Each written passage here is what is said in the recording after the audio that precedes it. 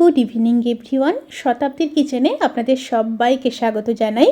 আজকের রেসিপি দই পাবদা। বাঙালিদের কাছে ভীষণই প্রিয় একটি মাছ এবং খুবই সহজ পদ্ধতিতে রেসিপিটি বানানোর চেষ্টা করেছি।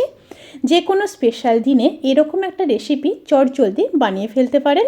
তাহলে চলুন শুরু করা যাক আজকের এই সহজ এবং সুস্বাদু রেসিপি। প্রথমে মাছগুলোকে ম্যারিনেট করে নেব। তার জন্য দিয়ে দেব পরিমাণ মতো লবণ, আর দিয়ে দেব হাফ চামচ হলুদ গুঁড়ো, আর খুব সামান্য সর্ষের তেল দিয়ে দেব। এবার খুব ভালোভাবে মাছগুলোকে ম্যারিনেট করে 10 থেকে 15 মিনিট ম্যারিনেশনে রেখে দেব।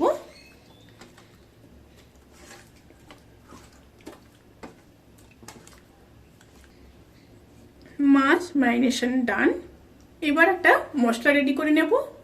তার জন্য নিয়ে নিয়েছি 1 চামচ হলুদ সর্ষে, 1 চামচ কালো সর্ষে, 1 চামচ পোস্ত, 5-6টা কাজু,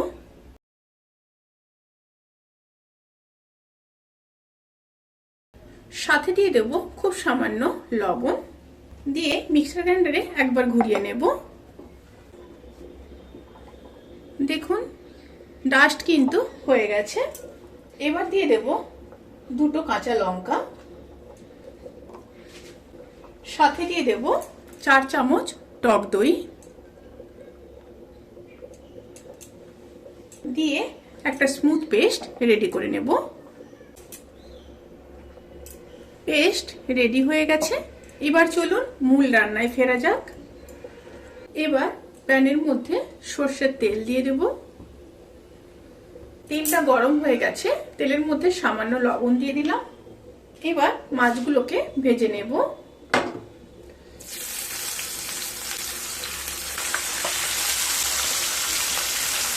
একটা সাইড মাছ হয়ে গেছে, এবার উল্টে দেব।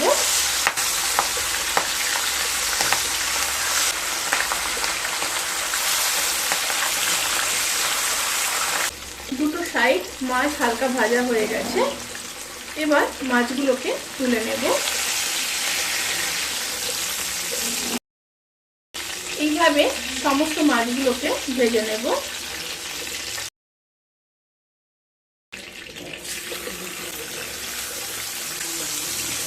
সমস্ত মাছ ভাজা হয়ে গেছে।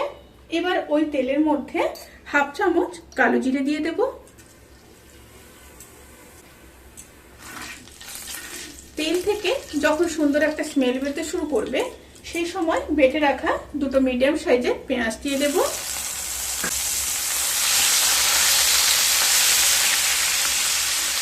পেঁয়াজ দিয়ে খুব ভালোভাবে মিডিয়াম টু লো স্টিমে কষিয়ে নেব।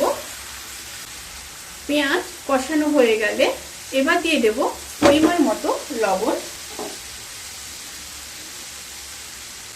হাফ চামচ হলুদ গুঁড়ো, হাফ চামচ কাশ্মীরি লঙ্কার গুঁড়ো, আর দিয়ে দেব হাফ চামচ আদা বাটা। দিয়ে আবারও কষিয়ে নেব।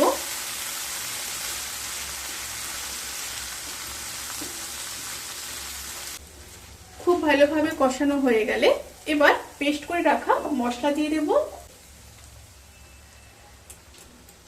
সাথে মশলা ধোয়া জলটাও দিয়ে দেব। দিয়ে আবারও মিডিয়াম টু লো স্টিমে ভালোভাবে কষিয়ে নেব।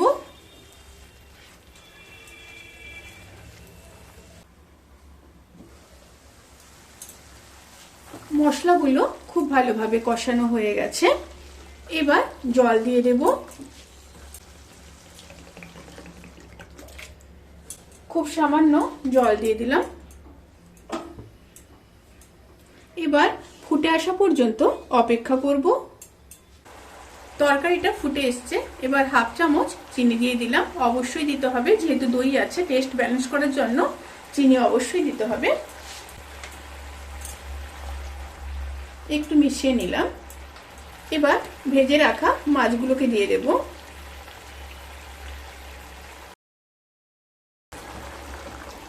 মাছগুলোকে ঝোলের সাথে একটু মিশিয়ে নেব।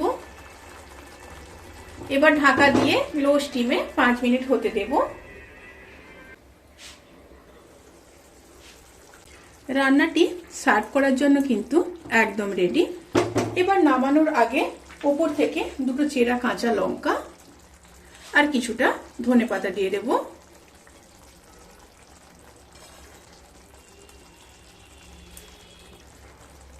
এবার একটু মিশিয়ে নেব।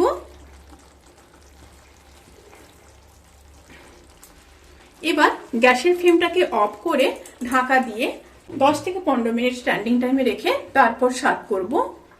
রেসিপিটি কেমন লাগলো প্লিজ কমেন্ট করে জানাতে কিন্তু ভুলবেন না। যদি ভালো লেগে থাকে তাহলে সাবস্ক্রাইব করে পাশে থাকা বেল আইকন প্রেস করে নোটিফিকেশান অল করে রাখবেন।